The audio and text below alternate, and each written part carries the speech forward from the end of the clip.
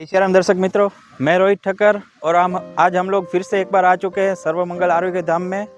हम लोगों का पिछला जो वीडियो था वो था आहार में प्रज्ञापराध, और आज हम लोग जो बात करने वाले हैं वो है कि प्रकृति के हिसाब से हम लोग को आहार कैसे लेना चाहिए। तो आज के हमारे वीडियो में हमारे होस्ट रहेंगे श्री चिराग भट्ट जी, और एक्सपर्ट के तौर पे आज हमारे साथ फिर से जुड़ चुके हैं यहाँ के प्रधान आयुर्वेदाचार्य श्री डॉक्टर आलाप अंतानी सर, और हम लोग आज उनके साथ बात करने जा रहे हैं। तो आइए हम लोग उनसे बात करते हैं।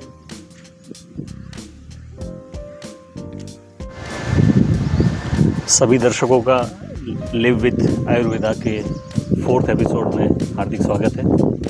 आज हमारे साथ है आयुर्वेदाचार्य डॉक्टर श्री आलाप अंतानी सर। आज हम जानेंगे प्रकृति क्या है और प्रकृति के साथ अपना आहार क्या होना चाहिए, दोनों का संबंध क्या है और क्या करना है क्या नहीं करना है प्रकृति के हिसाब से। तो सर से मैं पूछना चाहूँगा, सर आयुर्वेद में प्रकृति का महत्व बहुत बताया गया है जी। तो प्रकृति किसे कहेंगे? जैसे आज हम बात करने वाले हैं प्रकृति विषयक आहार, प्रकृति के माध्यम से आहार कैसे चुने। तो सबसे पहले जैसे आपने बताया, हम प्रकृति को समझने की कोशिश करते हैं। प्रकृति का लिटरेरी मीनिंग होता है प्रकृति अस्मिन् इति प्रकृति ही। जो हमारे अंदर इनहेरिटेंटली जो है उसे हम प्रकृति कहते हैं। तो सामान्य तौर पे देखा जाता है कि हम सब कहने के लिए होमोसेपियंस हैं, बट फिर भी हम सब में बहुत सारे छोटे छोटे इंडिविजुअल चेंजेस हैं या इंडिविजुअल स्पेशलिटीज़ हैं कहते हैं। तो उसको हम आज जेनेटिकल पर्सपेक्टिव से भी जानते हैं। तो उन्हीं डिफरेंसेस को हम प्रकृति कहते हैं। तो प्रकृति बेसिकली हमारे अपना इंडिविजुअल एक जेनेटिकल स्ट्रक्चर है कि जिससे हमें पता चलता है कि हमारा एक्चुअल बंधारण अंदर का जो शरीर का है वो क्या है। और जैसे जेनेटिकल बंधारण की बात की आपने, तो आयुर्वेदा में किस तरह से उसे वर्गीकृत किया गया है, जैसे डिफरेंशिएट कैसे किया गया है? आयुर्वेद ने शरीर को समझने के लिए त्रिदोष की एक पूरी थियरी दी है, और उसके अनुसार वायु, पित्त और कफ, आप में से काफ़ी सारे जो ये वीडियो देख रहे हैं उन्होंने कहीं सुना होगा वायु, पित्त, कफ के बारे में। तो ये 3 दोष हैं, और बेसिकली शरीर की प्रक्रियाओं को मुख्यतः ये 3 विभागों में हमने विभाजित किया है, और इस 3 दोषों के हिसाब से ही प्रकृति भी तय होती है। जैसे केवल वात प्रकृति, केवल पित्त प्रकृति, केवल कफ प्रकृति, फिर इन कॉम्बिनेशन द्वंद्व प्रकृतियाँ रहती है, जैसे वात पित्त प्रकृति, पित्त कफ प्रकृति और कफ वात प्रकृति। तो ये 6 हो गई, और 7वीं प्रकृति है वात पित्त कफ, जो सबसे बैलेंस प्रकृति जिसे हम पहचानते हैं। तो सर ये डिफरेंशिएट हम कैसे करें कि इनकी वात प्रकृति है, पित्त है या फिर कफ प्रकृति? बिल्कुल, प्रकृति को जानने के लिए आयुर्वेद में कुछ गुणों का उसमें वर्गीकरण किया है। जैसे पित्त प्रकृति है तो उसे अग्निगुण प्रधान कहा गया है, या फायर एलिमेंट डोमिनेंट है। ऐसे ही वात प्रकृति है तो वो एयर एलिमेंट डोमिनेंट जिसे बताया, वात प्रधान उसे बताया गया है। तो इस तरह अलग अलग प्रकृतियों के कुछ गुण समीक्षा किए गए हैं। जैसे वात प्रकृति हो स्वभाव में ठंडी है, पित्त प्रकृति है स्वभाव में उष्ण है, कफ प्रकृति अगेन स्वभाव में ठंडी है, कफ प्रकृति के अंदर गुरुता का एक लक्षण देखा जाता है। तो वैसे तो बहुत डेप्थ में ये सब्जेक्ट है, बट अगर हम मोटे तौर पे समझने की कोशिश करें तो गुणों में इसको वर्गीकृत किया गया है, और गुणों के अनुसार वो जो प्रक्रियाएं हमारे शरीर में होती है उसके अनुसार हम उनको वायु, पित्त और कफ से जानते हैं।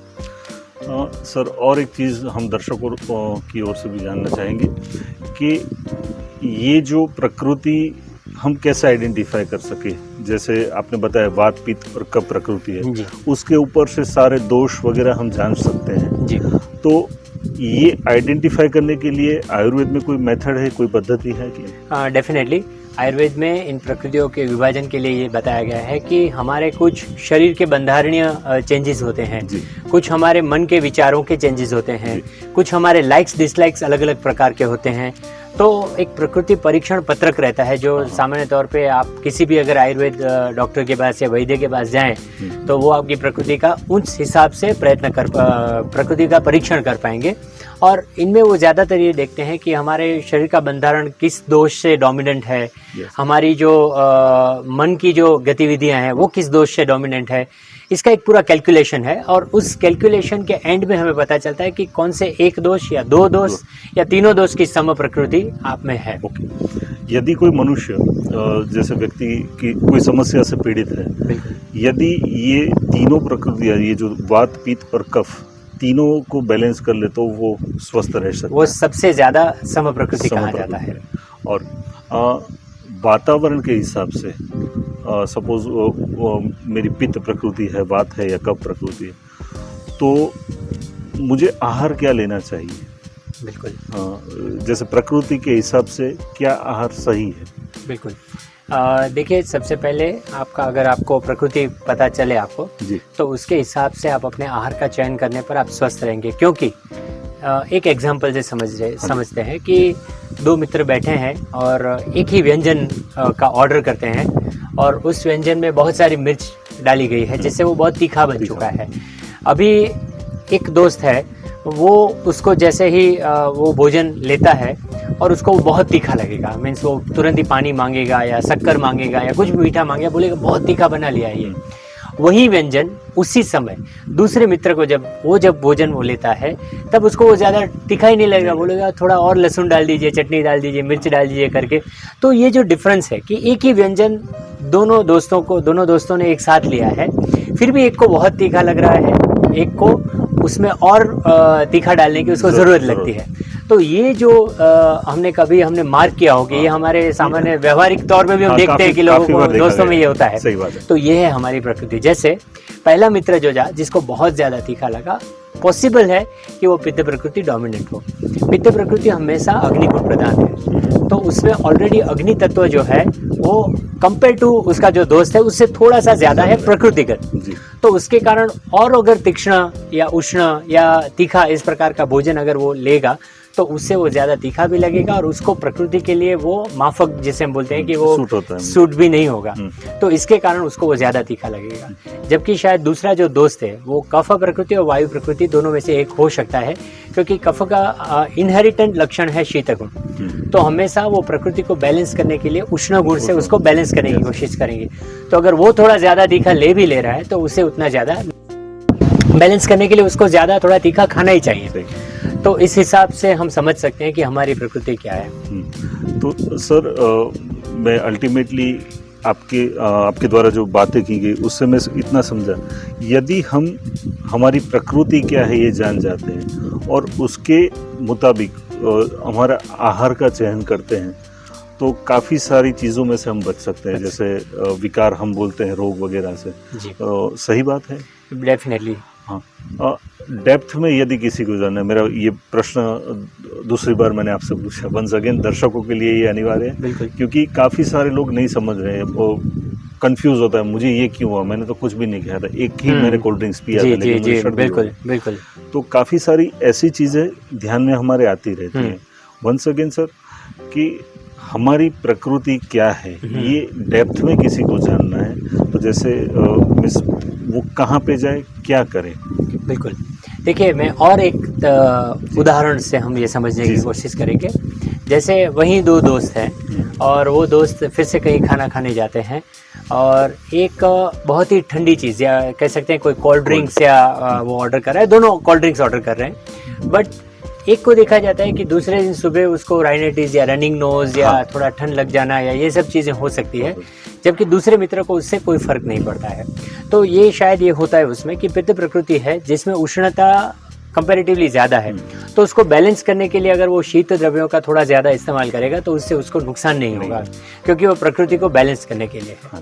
तो रोगों में भी ऐसा ही है कि फायर एलिमेंट डोमिनेंट यानी पित्त प्रकृति डोमिनेंट जो व्यक्ति है वो अगर थोड़ा ज़्यादा तीखा खाने लगे या सहज वो अच्छा खाना दिखने में अच्छा है या होटल में चले गए, सबने साथ में ऑर्डर कर लिया है तो बोले चलो चटपटा कुछ खाते हैं ये करके, तो पित्त प्रकृति वाले व्यक्ति की ये हो सकता है कि उससे एसिडिटी या पेट में जलन होना या और कोई पित्त की जो रोग हैं, काफ़ी सारे त्वचा के रोग हैं वो उससे जुड़े हो, तो वो होने के चांसेस बढ़ जाते हैं।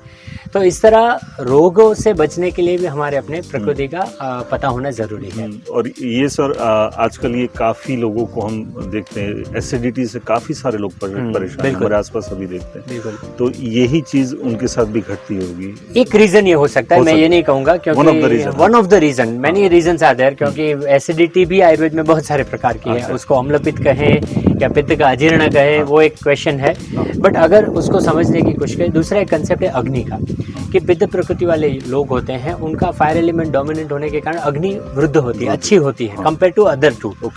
वायु प्रकृति है, उसका हमेशा विषम अवस्था में रहती है, कभी उसको भूख अच्छी लगती है, कभी नहीं लगती है, ये चीजें हैं। पित्त प्रकृति इज ऑलवेज कि आप उसको जो भी दें, वो खाना खाएगा, 2 घंटे के बाद उसको और कुछ चाहिए। कफ प्रकृति इज ऑलवेज स्टेबल, कि उसको ज्यादा खाना नहीं चाहिए, उसकी अग्नि जो है वो मंद है, पर वो जितना खाना है उसको अच्छे से वो डाइजेस्ट करके लंबे समय तक उसको डाइजेशन में थोड़ा समय ज्यादा लगेगा। तो अगर हमें अपनी प्रकृति पता है तो हम ओवर ईटिंग से बच सकते हैं, किस प्रकार का हमें खाना खाना वो भी हम जान सकते हैं, तो ये बेनिफिशियल रहता है उसके लिए। आज काफ़ी सारी चीज़ें हमें जानने मिली, दर्शकों को भी मिली होगी। और प्रकृति हमारी क्या है ये जानने से जो हम काफ़ी बार कंफ्यूज रहते हैं, ये मुझे क्यों हुआ, मैंने तो इतना खाया था, ये चीज़ क्यों हुई। यदि आप अपनी प्रकृति जान गए तो उसके हिसाब से अपने आहार को बैलेंस करके आप एक स्वस्थ जीवन जी सकते हैं। बिल्कुल, सही बात। बिल्कुल। हाँ सर, पिछला जो हमने एपिसोड किया था, एपिसोड 3 जी, उसमें एक मैंगलोर के हमारे एक दर्शक थे, श्री राजेंद्र राजाणी, उनका एक क्वेश्चन था कि हमारे जो एशियन जो पौराणिक हमारा जो आयुर्वेदा है उसमें मैदा या और ये जो रिफाइन ऑयल वगैरह अभी चल रहा है, तो उसका उल्लेख किया गया है या नहीं? उनको उन्होंने बोला, रिक्वेस्ट की है कि ये टॉपिक भी कवर कीजिए। देखिए, मैदा या रिफाइंड ऑयल जो है, ऐसा कोई कंसेप्ट था ही नहीं आयुर्वेद में, क्योंकि वो प्राकृतिक कंसेप्ट नहीं है, वो वैकृतिक कंसेप्ट है कि जिससे विकृतियों का जन्म होता है। तो सबसे पहले तो मैं कहूँगा कि नहीं, ऐसा कोई मेंशनिंग नहीं है, क्योंकि वो आहार में ही नहीं आता है एक्चुअली, अगर देखा जाए तो। क्योंकि पहले भी हम तेलों का इस्तेमाल करते थे, और तेलों के बहुत सारे गुण कहे गए हैं, नारिकेल तेल, तिल का तेल, सरसों का तेल, सभी के अपने अपने गुण हैं, दोष हैं। पर उन तेलों को बनाने की जो विधि थी वो ये नहीं थी जो आज हम यूज कर रहे हैं, है ना। तो सबसे पहला रिफाइंड जैसा कोई कंसेप्ट तो नहीं था डेफिनेटली, बट तेलों का कंसेप्ट जरूर था, और उनके भी गुण दोष कहे गए हैं जिसको हम समझ सकते हैं। मैदा भी उसी में से एक है, पर अगर समझने की कोशिश करें तो मैदा जो है वो पचने में गुरु गुण आयुर्वेद में बताया गया है, उष्ण वीर्य हो सकता है, यानी वो ज्यादा खाने से वो शरीर के अंदर गर्मी तापमान को बढ़ा सकता है। पचने में भारी होने के कारण it takes lot of time, उसमें ज़्यादा कोई न्यूट्रिशन भी नहीं देखा गया है, तो उस हिसाब से हम उसको उस दृष्टिकोण से समझ सकते हैं। बट ओवरऑल ये सभी जो 2-3 चीज़ें हैं वो विकृत चीज़ें होने के कारण आयुर्वेद में एज अ आहार कभी नहीं बताई गई। खूब धन्यवाद सर। एपिसोड के अंत में आज मैं फिर भी मैं इंटरप्ट करूंगा, फिर भी मुझे याद आ रहा है कि जैसे एक कंसेप्ट है पिष्टान्न, यानी पिष्ट किया गया हुआ अन्न। तो इन चीज़ों को ऑयल में भी काफ़ी चीज़ें, हम वो अन्न तो नहीं है पर तेलों को भी हम आज उसी तरह पिष्ट करके बनाते, तो वो हमेशा हमारे शरीर में ज़्यादातर तौर पे वायुवर्धक है और अजीर्णकर है।